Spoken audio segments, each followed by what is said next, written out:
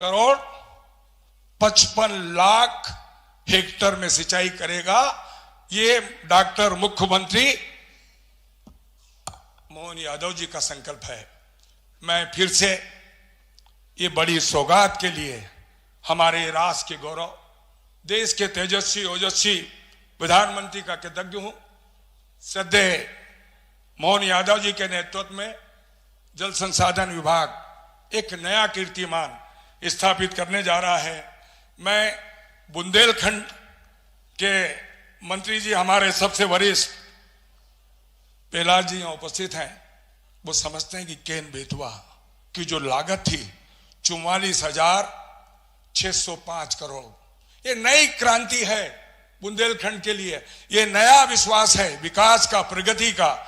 मैं फिर से जल संसाधन विभाग की ओर से हमारे श्रद्धेय मुख्यमंत्री डॉक्टर मोहन यादव जी का, दोनों उप मुख्यमंत्री जी का, प्रहलाद जी का, करण सिंह जी का, और आज हमारे बीच में हमारे संगठन के मुखिया जो निरंतर केन बेतवा की बात प्रेरित करते थे हमको काम करने के लिए, ऐसे बीडी शर्मा जी का भी मैं स्वागत करता हूं, अभिनंदन करता हूं। श्रद्धेय बीडी शर्मा जी, इसमें आपकी भी बड़ी आहुति थी। समय समय पर आप हमें निर्देश देते रहते थे। मैं पुनः आप सबकी ओर से सारे अतिथियों का स्वागत करता हूं, अभिनंदन करता हूं। ये कलश यात्रा मात्र कलश यात्रा नहीं है, ये मध्य प्रदेश के विकास और प्रगति का संकल्प है। बहुत बहुत धन्यवाद। बहुत बहुत धन्यवाद माननीय जल संसाधन मंत्री श्री तुलसीराम सिलावट जी, आपके ओजस्वी वचनों के लिए। हमारे बीच पधारे प्रदेश अध्यक्ष एवं सांसद महोदय जी श्री वीडी शर्मा जी का स्वागत करने के लिए मैं आग्रह करना चाहूंगी। माननीय जल संसाधन मंत्री जी श्री तुलसीराम सिलावट जी से आइए तालियों के माध्यम से हम स्वागत करें हमारे सक्रिय प्रदेश अध्यक्ष श्री वीडी शर्मा जी का। और ससम्मान मैं आग्रह करना चाहूंगी माननीय प्रदेश अध्यक्ष महोदय जी श्री वीडी शर्मा जी से कि वे हम सभी को संबोधित करने की कृपा करें।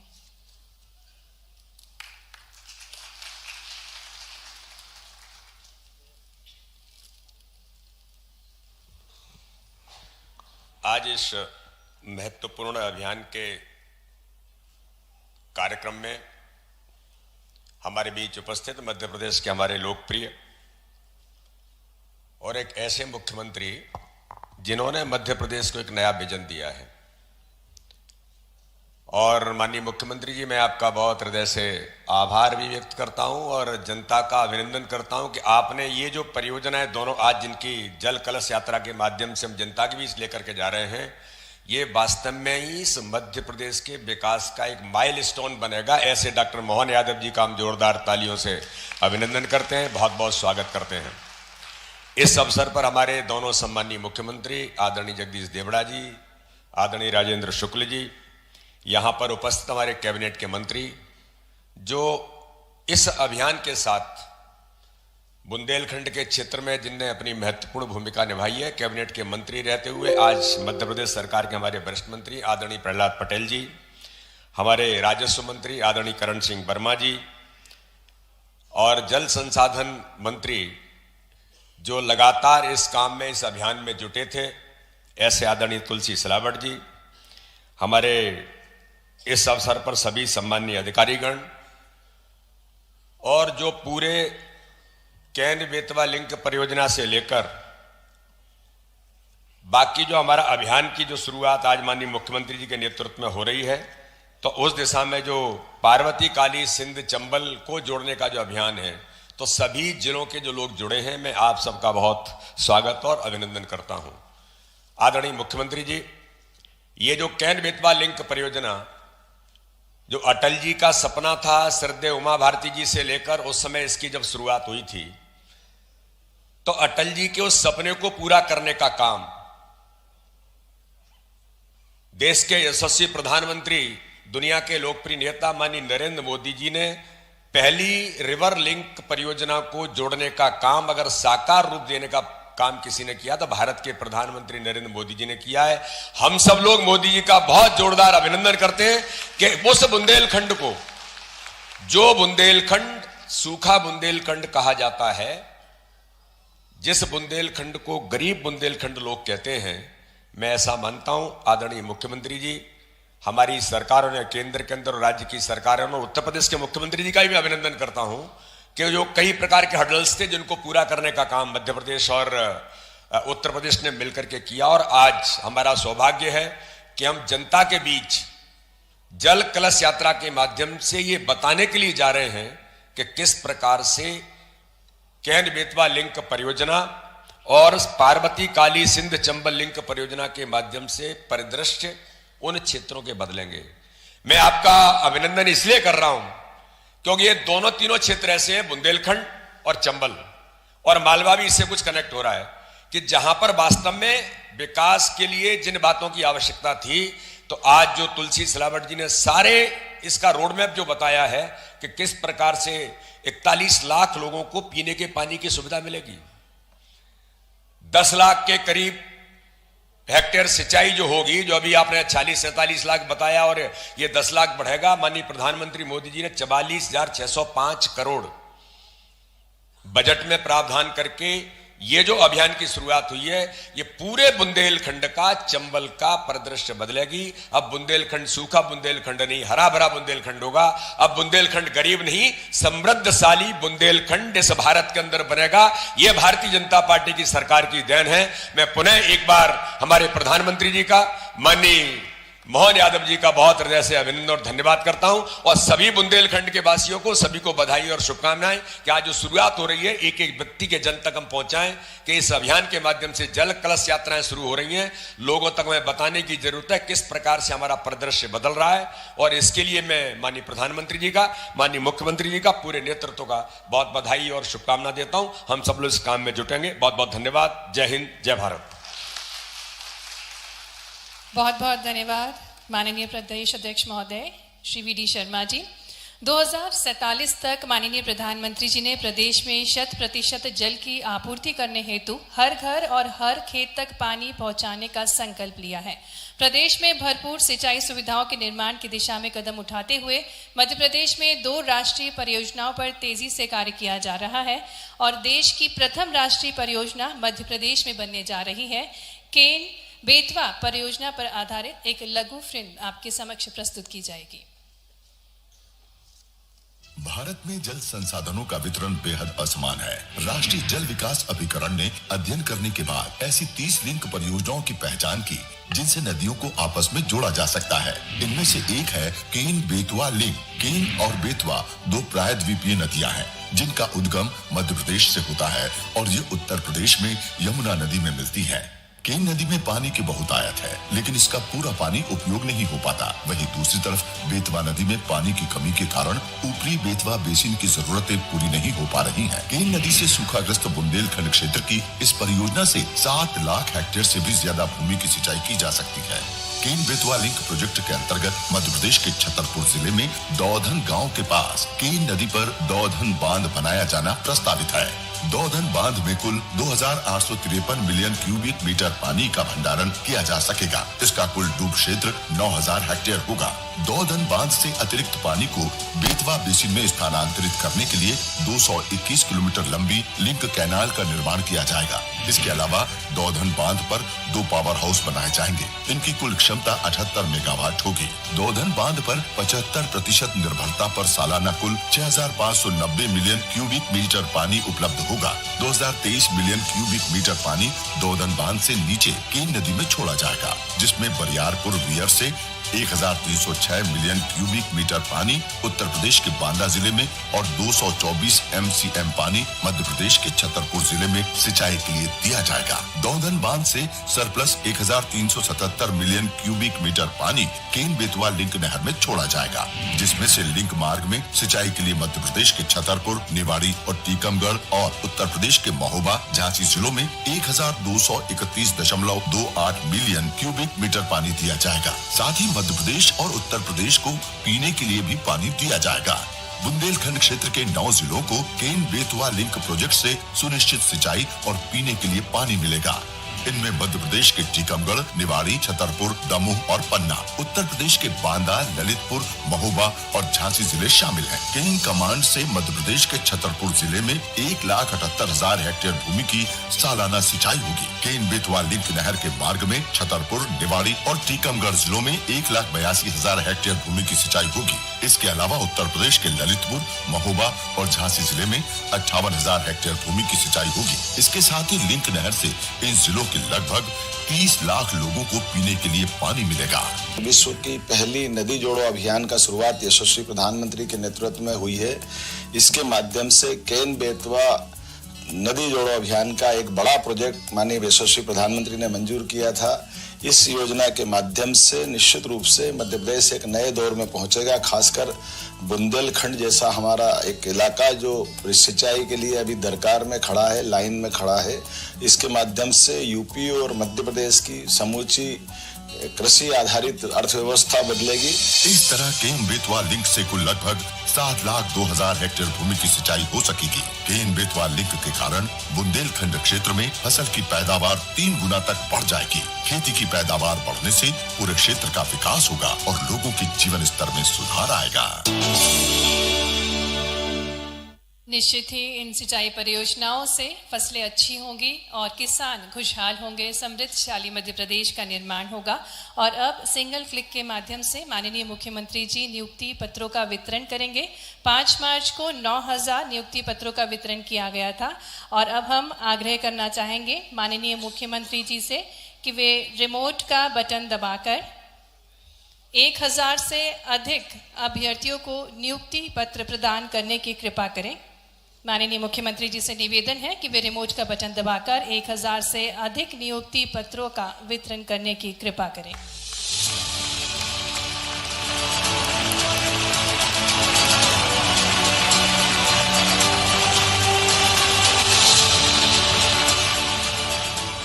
और इसी क्रम में मैं मंच पर अभ्यर्थियों को आमंत्रित करना चाहूंगी। विभिन्न विभागों के लोक स्वास्थ्य एवं चिकित्सा शिक्षा विभाग में रेडियोग्राफर के पद पर नियुक्ति हुई है श्री मनीष पवार की। आपको मंच पर आमंत्रित करना चाहेंगे श्री मनीष पवार जो कि नियुक्त हुए हैं लोक स्वास्थ्य एवं चिकित्सा शिक्षा विभाग में रेडियोग्राफर के पद पर। आप मंच पर आमंत्रित हैं। आइए तालियों के साथ श्री मनीष पवार जी का हम स्वागत करें। माननीय मुख्यमंत्री जी के शुभ कर कमलों द्वारा श्री मनीष पवार जी को रेडियोग्राफर के पद पर नियुक्ति पत्र प्राप्त हो रहा है। इसी क्रम में लोक स्वास्थ्य एवं चिकित्सा शिक्षा विभाग में ही सुश्री मनीषा गुप्ता को हम मंच पर आमंत्रित करेंगे और सुश्री मनीषा गुप्ता प्रयोगशाला तकनीशियन के पद पर नियुक्ति पत्र प्राप्त करेंगी। माननीय मुख्यमंत्री जी के शुभ कर कमलों द्वारा तालियों के साथ हम शुभकामनाएं दें सुश्री मनीषा गुप्ता जी को। लोक स्वास्थ्य एवं चिकित्सा शिक्षा विभाग में ही श्री आनंद केशरवानी को हम मंच पर आमंत्रित करते हैं और श्री आनंद केशरवानी फार्मासिस्ट ग्रेड 2 के पद पर नियुक्ति पत्र प्राप्त कर रहे हैं माननीय मुख्यमंत्री जी के कर कमलों द्वारा। राजस्व विभाग में सुश्री शिल्पा सरेयाम को मंच पर आमंत्रित करेंगे। सुश्री शिल्पा सरेयाम मंच पर आमंत्रित हैं। राजस्व विभाग में पटवारी के पद पर सुश्री शिल्पा सरेयाम नियुक्ति पत्र प्राप्त कर रही हैं और इसी क्रम में मंच पर आमंत्रित करते हैं सुश्री साक्षी वर्मा को। और साक्षी वर्मा राजस्व विभाग में पटवारी के पद पर नियुक्ति पत्र प्राप्त कर रही हैं। श्री रानू शर्मा को मंच पर आमंत्रित करेंगे और श्री रानू शर्मा राजस्व विभाग में पटवारी के पद पर माननीय मुख्यमंत्री जी के शुभ कर कमलों द्वारा नियुक्ति पत्र प्राप्त करेंगे। मंच पर आमंत्रित करेंगे श्री सौरभ चौधरी जी को। आप राजस्व विभाग में पटवारी के पद पर नियुक्ति पत्र प्राप्त करेंगे श्री सौरभ चौधरी जी। और इसी क्रम में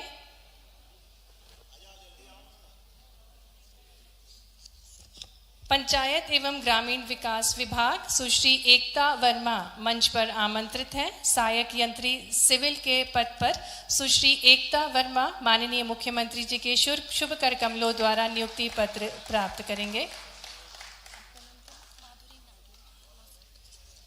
मंच पर हमारे साथ सुश्री एकता वर्मा और आप सहायक यंत्री सिविल के पद पर नियुक्ति पत्र प्राप्त कर रहे हैं। माननीय मुख्यमंत्री जी के शुभ कर कमलों द्वारा वित्त विभाग में सुश्री माधुरी नागले सहायक संप्रेक्षक के पद पर नियुक्ति पत्र प्राप्त कर रहे हैं। माननीय मुख्यमंत्री जी के शुभ कर कमलों द्वारा आपकी तालियों की गुंजन के साथ हम सभी अभ्यर्थियों को ढेर सारी शुभकामनाएं दें। माननीय मुख्यमंत्री जी के शुभ कर कमलों द्वारा सभी को नियुक्ति पत्र प्रदान किया गया। बहुत बहुत धन्यवाद माननीय मुख्यमंत्री जी, सम्मानीय अतिथिगण। और अब नक्सल प्रभावित क्षेत्रों में उत्कृष्ट कार्य करने वाले पुलिस कर्मियों को कर्म पूर्व पदोन्नति हेतु जानकारी के लिए मैं आमंत्रित करना चाहूंगी पुलिस महानिदेशक श्री सुधीर सक्सेना जी को।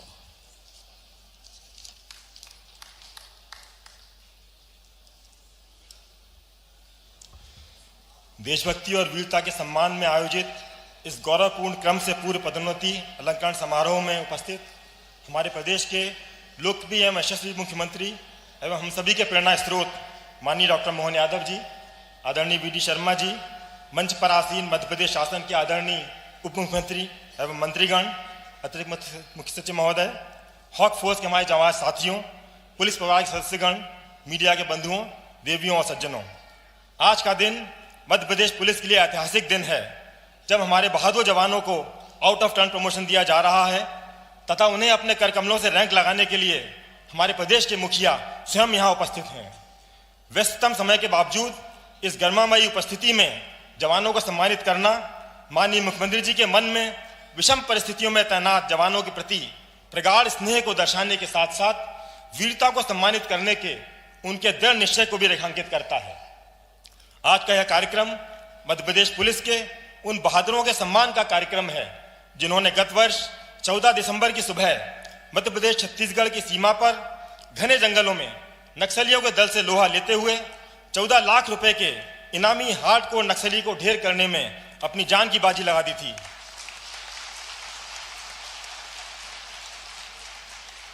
माननीय मुख्यमंत्री महोदय का प्रदेश के मुखिया का पदभार ग्रहण करने के अगले दिन ही हमारे लिए ऐसी उपलब्धि पाना मात्र एक संयोग नहीं अपितु मध्य प्रदेश पुलिस के प्रति प्रदेश के लगभग 9 करोड़ जनता के आशीर्वाद और स्नेह का प्रतिफल है।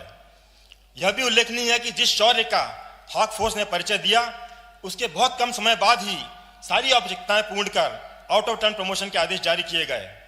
माननीय मुख्यमंत्री जी के स्पष्ट निर्देश हैं कि जब भी कोई उल्लेखनीय कार्य हो तो उसका संज्ञान तत्काल लिया जाना चाहिए। इससे हमारे जवानों के मनोबल में वृद्धि होती है और अच्छा कार्य करने के लिए प्रोत्साहन मिलता है। हमने मुख्यमंत्री जी की इसी भावना के अनुरूप कार्य करने का प्रयास किया है। महोदय, नक्सल उन्मूलन में हमारी पुलिस को विगत कुछ वर्षों में अभूतपूर्व सफलता मिली है। यह गर्व का विषय है कि मध्य प्रदेश में जहां वर्ष 1990 से वर्ष 2018 तक 28 वर्षों में 15 नक्सली मारे गए, वहीं पिछले 4 वर्षों में ही 17 नक्सली तथा पिछले 2 वर्षों के भीतर ही 1 करोड़ 76 लाख के इनामी 10 हार्डकोर नक्सली धराशायी किए जा चुके हैं। पिछले 32 वर्षों में पहली बार हमने डिविजनल कमेटी मेंबर जैसे स्तर के नक्सली को धराशायी किया तथा पहली बार AK-47 जैसे हथियार मुठभेड़ में बरामद किए। हमारी हॉक फोर्स के जवान अत्यंत विषम परिस्थितियों में अपने परिवार से दूर रहकर जान हथेली पर रखकर कार्य कर रहे हैं। वे एक ऐसे गिरोह से लड़ाई लड़ रहे हैं जिनका देश के संविधान में विश्वास नहीं है, जो देश के कानून को नहीं मानते, जो छिपकर वार करते हैं। लेकिन इस त्याग और तपस्या का हम सभी को पूरा संज्ञान है और प्रदेश शासन भी उनकी सभी आवश्यकताएं पूरा करने के लिए प्रतिबद्ध है। मैं सभी को अवगत कराना चाहूंगा कि पिछले माह बालाघाट भ्रमण के दौरान अत्यंत व्यवस्था के बावजूद भी माननीय मुख्यमंत्री महोदय ने वहां के पूरे नक्सल परिदृश्य को काफी गंभीरता से लिया और जवानों की मूलभूत समस्याओं के विषय में जानकारी ली। आपके नेतृत्व और मार्गदर्शन ने सुरक्षा बलों में नवीन जोश और ऊर्जा का संचार किया है। माननीय प्रधानमंत्री जी के प्रेरणादायी नेतृत्व में देश की आंतरिक सुरक्षा की स्थिति में गुणात्मक सुधार हुआ है और मध्य प्रदेश ने भी इसमें उल्लेखनीय योगदान दिया है। चाहे वो आतंकवादी संगठन हो, डकैतों का उन्मूलन हो, माफिया गिरोह विरुद्ध कार्रवाई हो या नक्सलियों को धराशायी किया जाना हो।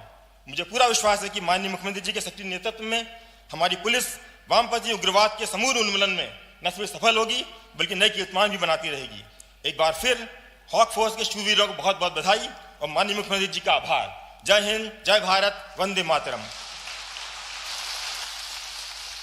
बहुत बहुत धन्यवाद पुलिस महानिदेशक श्री सुधीर सक्सेना जी संपूर्ण जानकारी के लिए।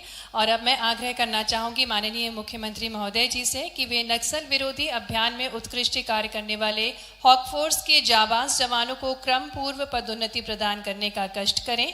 सर्वप्रथम मैं आमंत्रित करती हूं उप निरीक्षक उपेंद्र दुबे जी को मंच पर।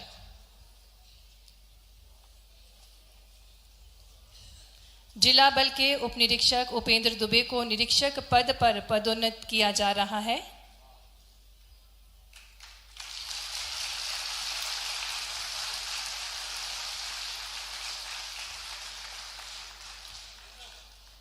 हॉक फोर्स के उप निरीक्षक नामदेव शर्मा को निरीक्षक पद पर पदोन्नति प्रदान की जा रही है।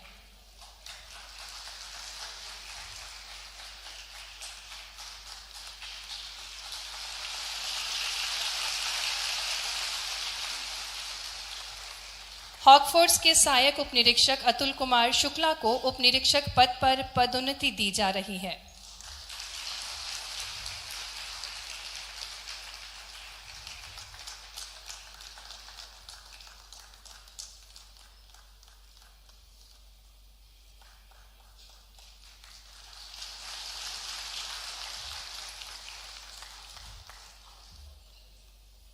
हॉक फोर्स के सहायक उप निरीक्षक अरुण मिश्रा को उप निरीक्षक पद पर पदोन्नति प्रदान की जा रही है।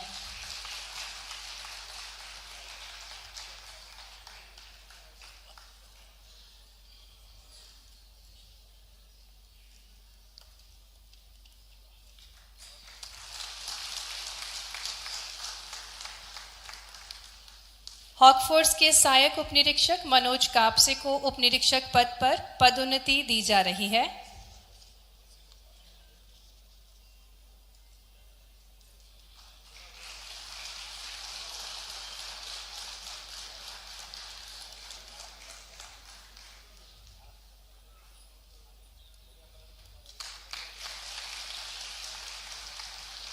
हॉक फोर्स के सहायक उप निरीक्षक लोकेंद्र सिंह जादौन को उप निरीक्षक पद पर पदोन्नत किया जा रहा है।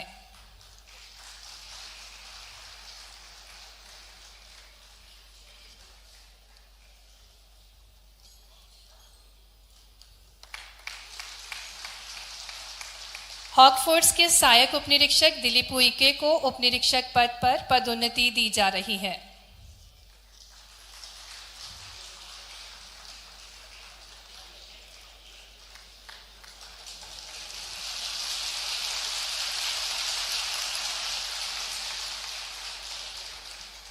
हॉक फोर्स के प्रधान आरक्षक अजीज अली को सहायक उप निरीक्षक पद पर पदोन्नति प्रदान की जा रही है।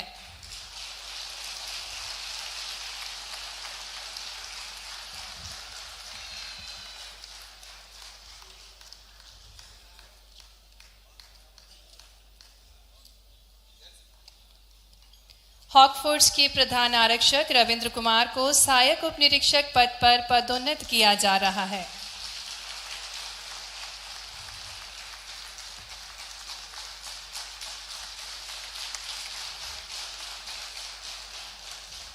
हॉक फोर्स के प्रधान आरक्षक संदीप सिंह को सहायक उप निरीक्षक पद पर पदोन्नति प्रदान की जा रही है।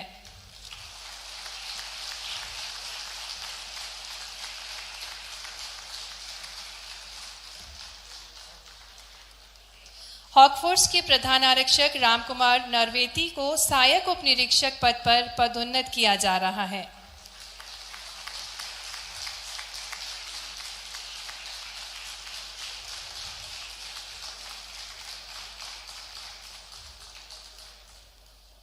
हॉक फोर्स के प्रधान आरक्षक फूलचंद कुशवाहा को सहायक उप निरीक्षक पद पर पदोन्नति दी जा रही है।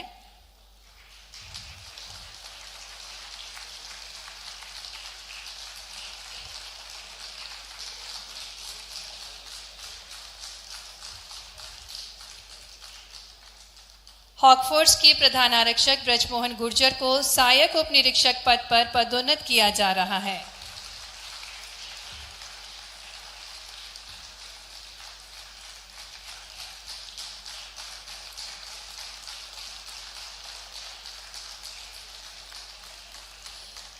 हॉक फोर्स के आरक्षक राजेश कुमार को प्रधान आरक्षक पद पर पदोन्नति प्रदान की जा रही है।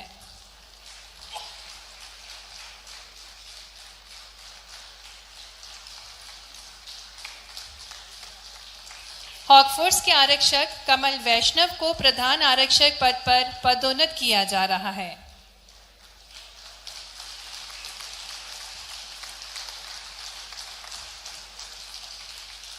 हॉकफोर्स के आरक्षक राय सिंह वर्मा को प्रधान आरक्षक पद पर पदोन्नति दी जा रही है।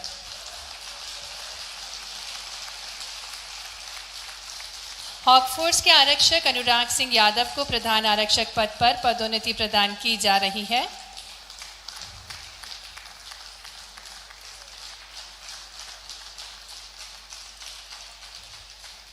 हॉकफोर्स के आरक्षक पवन कुमार को प्रधान आरक्षक पद पर पदोन्नत किया जा रहा है।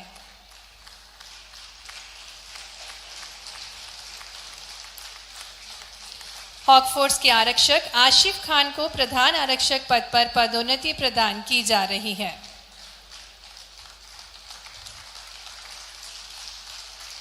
हॉकफोर्स के आरक्षक अरविंद कुमार सोनी को प्रधान आरक्षक पद पर पदोन्नति दी जा रही है। हॉकफोर्स के आरक्षक अरविंद कुमार यादव को प्रधान आरक्षक पद पर पदोन्नत किया जा रहा है।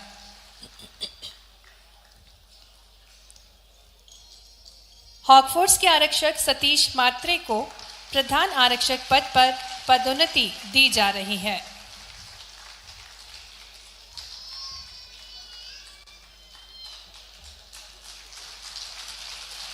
हॉकफोर्स के आरक्षक महिपाल चंदेला को प्रधान आरक्षक पद पर पदोन्नति प्रदान की जा रही है।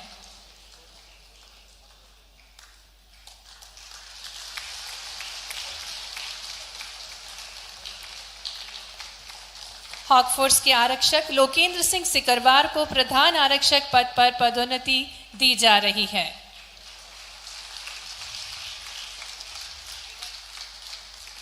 बहुत बहुत धन्यवाद माननीय मुख्यमंत्री जी। और अब हम ससम्मान आग्रह करना चाहेंगे जिन्होंने ठानी है मध्य प्रदेश को समृद्धशाली विकासशाली प्रदेश बनाने की, ऐसे यशस्वी हमारे प्रदेश के मुखिया हमारे यशस्वी माननीय मुख्यमंत्री जी डॉक्टर मोहन यादव जी से जोरदार तालियों के बीच आग्रह करते हैं कि वे हम सभी को मार्गदर्शन प्रदान करने की कृपा करें।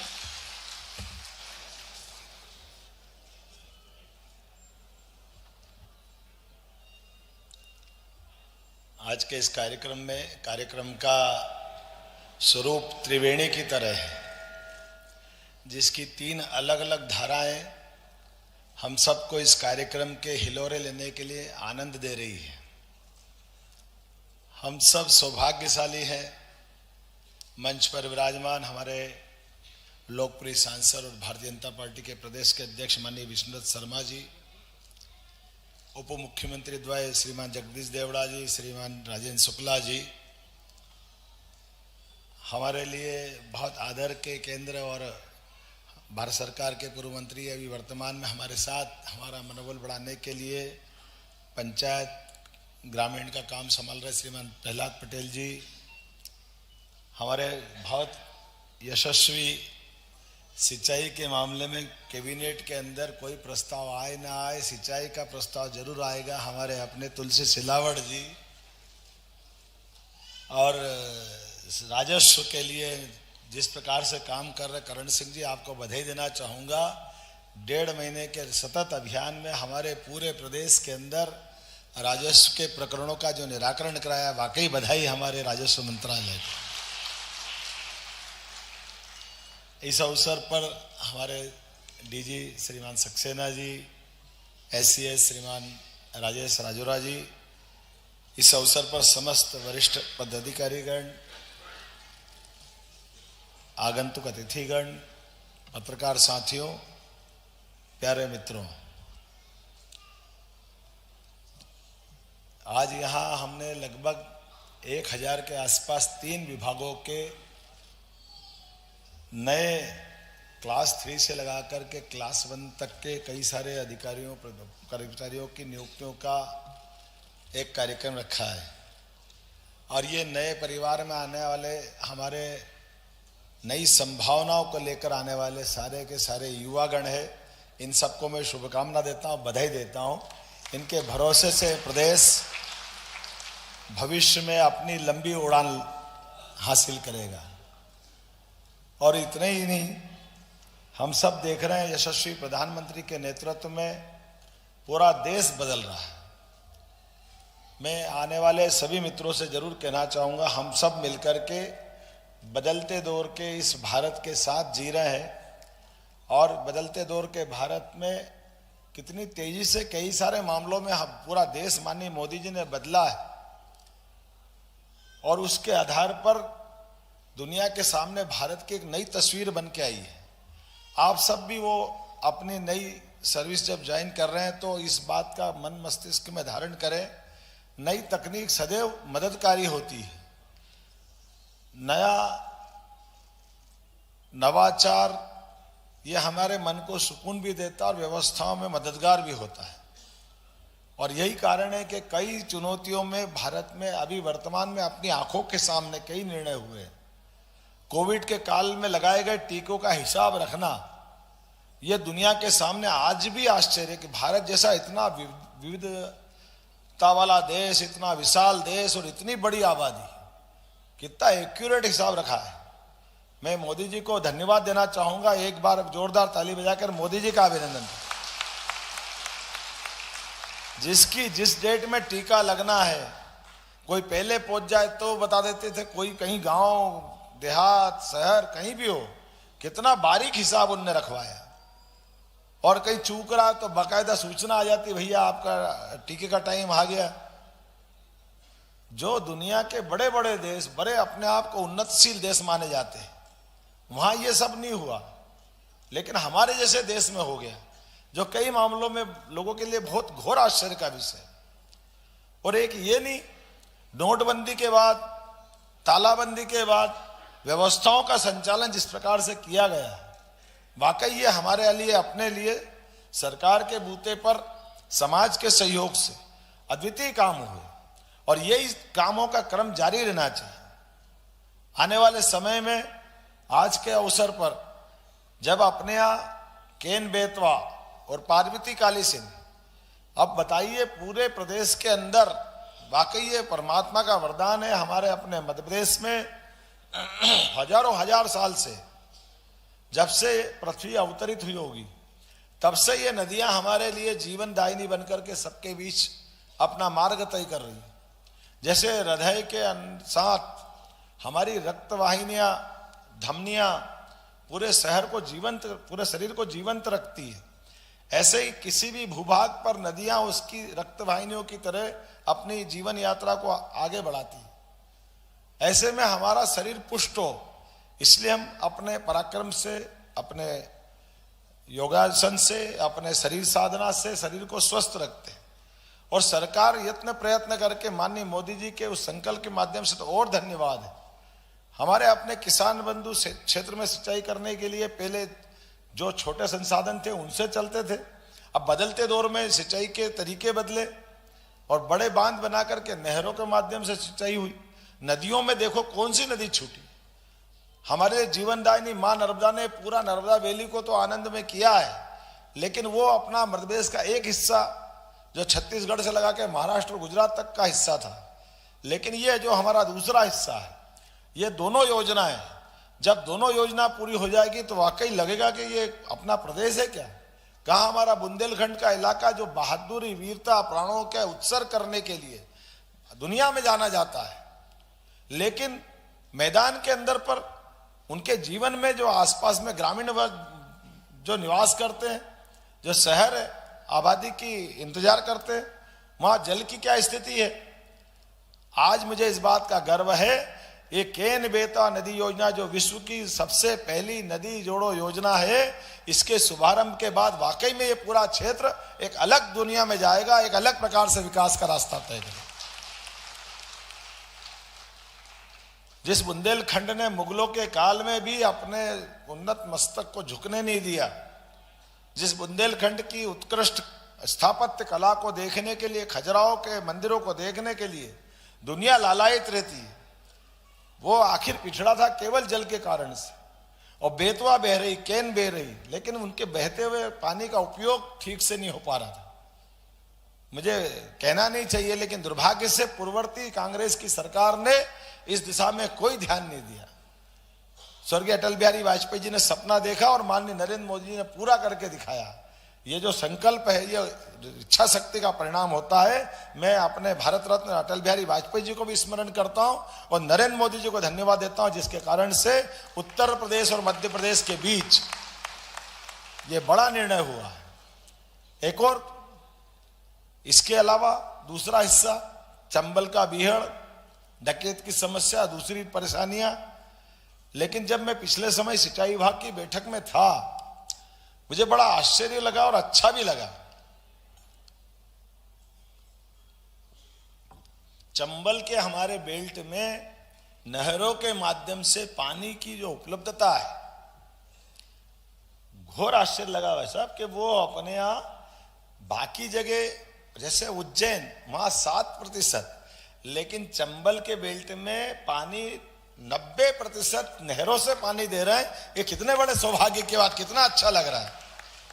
मैंने पूछा हमारे यहाँ तो 7% है, तो उन्होंने कहा नहीं, आप में अंतर है। आप ट्यूबवेल से देते हो, आपने मोटर पंप से देते हो, ये सिंचाई के विभाग के माध्यम से इरिगेटेड होती है, ये उसकी स्केल है और वो स्केल हमको गौरवान्वित करती है। अब जब पानी मिल गया तो हमारी आदि ऊपर तो फोर्स की परेशानी वैसे ही खत्म हो गई। ये जो हमारे झगड़े होते, डकैती होती, दूसरी परेशानी होती है, जो लिमिटेड है उसको पाने के लिए सब तरह के संकट आते हैं। लेकिन जब पूरा आनंद से आप इतना इरिगेटेड एरिया कर दोगे तो वाकई बदलाव आएगा, निश्चित बदलाव आएगा। और अभी और कम पड़ रहा है तो पार्वती कालीसिंध चंबल योजना के माध्यम से कितने 70,000 करोड़ की योजना, जिसमें 35,000 करोड़ हमको मिलेंगे। उसमें हमारा मालवा भी, चंबल भी, बीहड़ भी, गुना, शिवपुरी, ग्वालियर, मुरैना, यहां तक कि हमारा कुछ हिस्सा इधर का राजगढ़ से होता हुआ मालवा का पूरा बेल्ट, आगर, उज्जैन, इंदौर, इरिगेशन भी और पीने का पानी भी, हर घर जल, हर नल जल, ये जो अपनी कल्पना है, ये वाकई में बहुत बड़ी योजना है। इस योजना के माध्यम से और सरकार, माननीय केंद्र सरकार कितना देती है, 90% हमारी अपनी इन योजनाओं का 35,000 करोड़ में से मध्य प्रदेश सरकार को केवल 10% मिलाना और 90% सरकार देगी। इधर आपके यहाँ 85,000 करोड़ की योजना है केन बेतवा, अपने को कितना मिल रहा है? 37,000 करोड़। और 37,000 करोड़ में हमको केवल 3700 करोड़ देना है। बाकी 37,000 करोड़ का 90% राशि भारत सरकार देने वाली है। और केवल पानी नहीं आएगा, जब ये हमारी बड़ी जल संरचनाएं बन जाएगी तो आजकल तो इसमें सोलर के माध्यम से बिजली, कितने प्रकार से बिजली का उत्पादन आपने बताया, 100 मेगावाट का, अकेला इसी का लाभ लिया, तो ये कितने प्रकार से लाभ दे रहे हैं। निश्चित रूप से ये बड़ी बड़ी योजना है। और उससे सबसे बड़ा काम आज के दिन मुझे लगता है कि मेरा दिन सार्थक हो गया। अपने प्राणों की बाजी लगा करके नक्सलियों से मुकाबला करते हुए ये वीरों ने सच में रोमांच के साथ मुझे भी आज आनंद का क्षण दिया है और एहसास कराया है।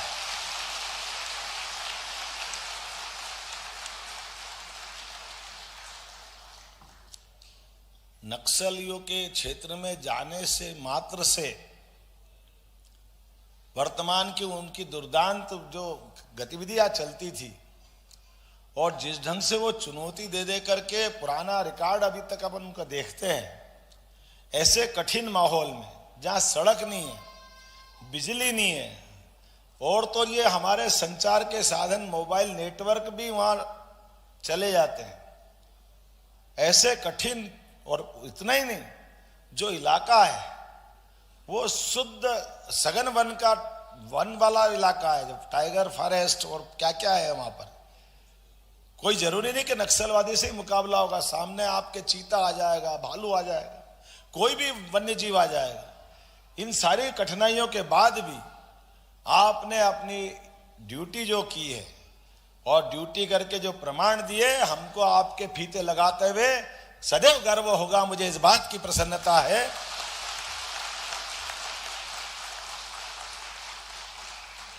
पूरा देश यशस्वी प्रधानमंत्री के नेतृत्व में हमारी, अगर ये जो सुरक्षा व्यवस्था है, इनकी संख्या बल को तो देखें, कितनी संख्या और कितना बड़ा काम करते हैं। पूरे प्रदेश की 8.5 करोड़ आबादी, और अगर देश का हिसाब लगाओ तो देश में 142 करोड़ की आबादी, हम कितने ही धन कमा लें, कितने समृद्धशाली हो, जहां अतीत का दुर्भाग्य यही तो था।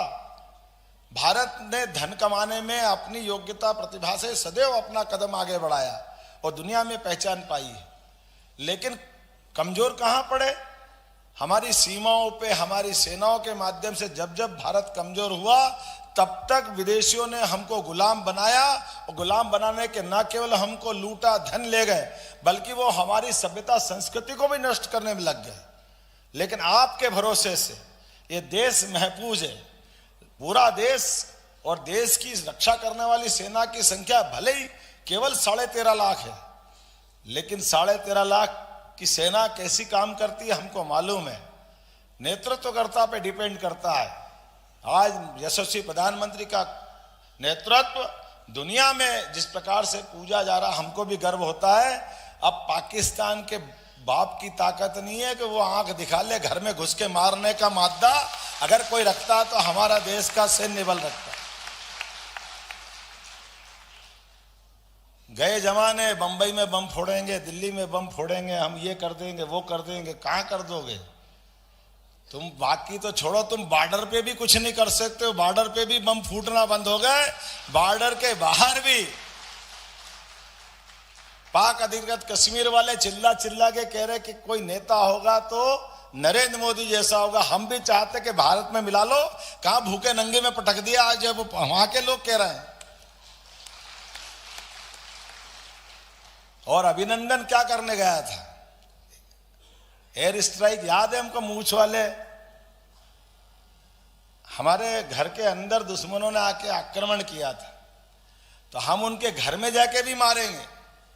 और घर में जाके मारते मारते अगर भूले भटके हमारा जवान गिर भी जाए, तो गए जमाने कि वो हमारे बॉर्डर से, बॉर्डर के अंदर घुस के हमारे सैनिक जवान की गर्दन काट करके फुटबॉल खेलते थे। ये तो कल्पना ही करना मुश्किल है। हमारा आदमी बम गिराने भी जाए और वो भूल से गिर जाए तो वो चाय पिला करके दिन भर दिखाते रहिए, देखो आपके आदमी को कुछ नहीं करा, एक झापट नहीं मारा, ये आप हमसे बात कर लो, बात कर लो। कोई बात नहीं, हमारा आदमी हमको दो।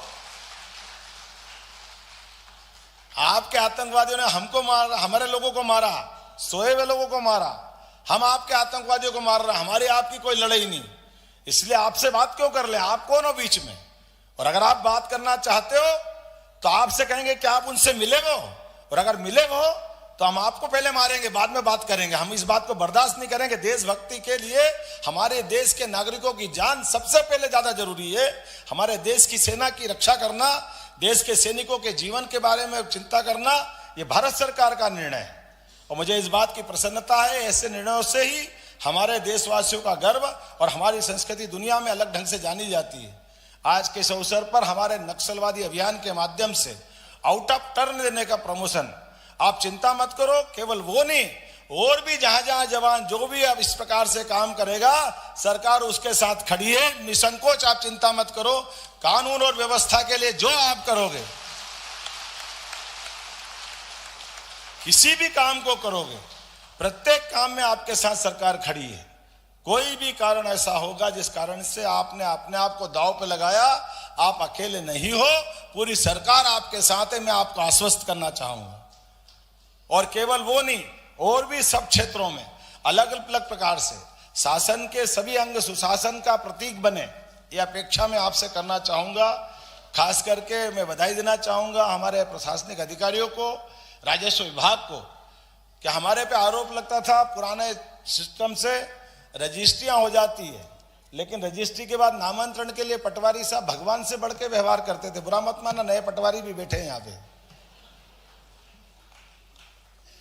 लेकिन जब रजिस्ट्री हो गई, भूमि का अंतरण हो गया, नामांतरण तो होना है, लेकिन नामांतरण में क्यों चक्कर पड़ना चाहिए?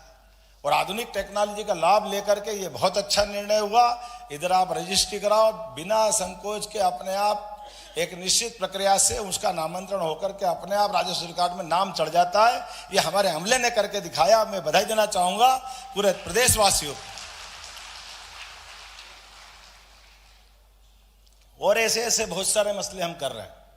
आने वाले समय में अब अपने मकान का नक्शा हमको पास कराना है।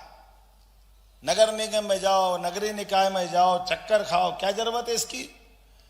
1500 फीट का, 2000 फीट का, 1500 फीट का या 600 फीट का आप नक्शा नवीस से आवेदन करके वहां जमा कर दो, आप उसकी राशि जमा कर दो, कोई चक्कर नहीं खाना पड़ेगा, आपका नक्शा अपने आप पास माना जाएगा। कोई चिंता मत करना, ये अपनी सरकार ने निर्णय किया है, पूरे प्रदेश में लागू हो रहा है। ये सारे भ्रष्टाचार बंद करेंगे, सारे गलत काम बंद करेंगे। लेकिन एक ही निवेदन रहेगा, वो नक्शा नवीस जो पास करके अपने पास से निर्धारित फ्रेम में देगा उसका पालन हमको करना है। उससे कम ज्यादा करा तो नगर निगम वाले जरूर कहेंगे कि साहब ये नहीं कर सकते, अगर आप करोगे तो वो आपको जरूर रोकेंगे या वो तोड़ेंगे। जो नियत है उसमें कोई परेशानी नहीं, यही सिस्टम हमारा है। उम्मीद करेंगे ऐसे कई सारे कामों की सौगात मिलती रहेगी। बहुत बहुत धन्यवाद। भारत माता की।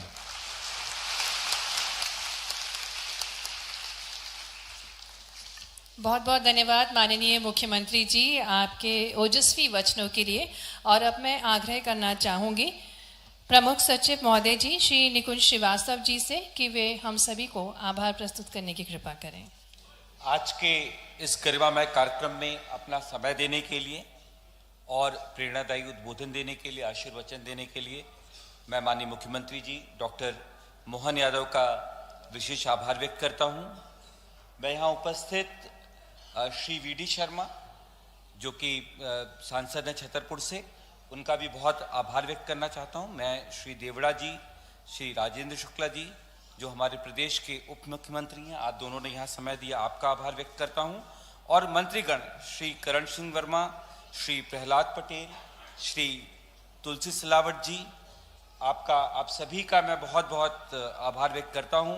अपर मुख्य सचिव श्री राजौरा साहब, पुलिस महानिदेशक श्री सुधीर सक्सेना जी, ऑनलाइन जुड़े हमारे जो विभिन्न जिलों से जुड़े हमारे जो जनप्रतिनिधि हैं और जो हमारे हितग्राही हैं, मैं आप सभी का, नागरिक हैं, आप सभी का मैं आभार व्यक्त करता हूं। मीडिया के साथ ही नवनियुक्त अभ्यर्थी और जो पुलिस फोर्स के पदोन्नत अधिकारी हैं, मैं आप सभी को बहुत बहुत बधाई देता हूं, अभिनंदन करता हूं और आभार व्यक्त करता हूं। धन्यवाद। बहुत बहुत धन्यवाद प्रमुख सचिव महोदय। और मैं अब माननीय मुख्यमंत्री जी को आमंत्रित करना चाहूँगी कि वे ग्रुप फोटो के लिए आमंत्रित हैं हॉक फोर्स के साथ। और इसके पश्चात माननीय मुख्यमंत्री जी फ्लैग ऑफ करेंगे। वाहनों को जो जल कलश यात्रा का शुभारंभ होगा वो फ्लैग ऑफ करेंगे माननीय मुख्यमंत्री जी। और उससे पूर्व हॉक फोर्स के साथ माननीय मुख्यमंत्री जी, सम्मानीय मंत्रीगण एक ग्रुप फोटो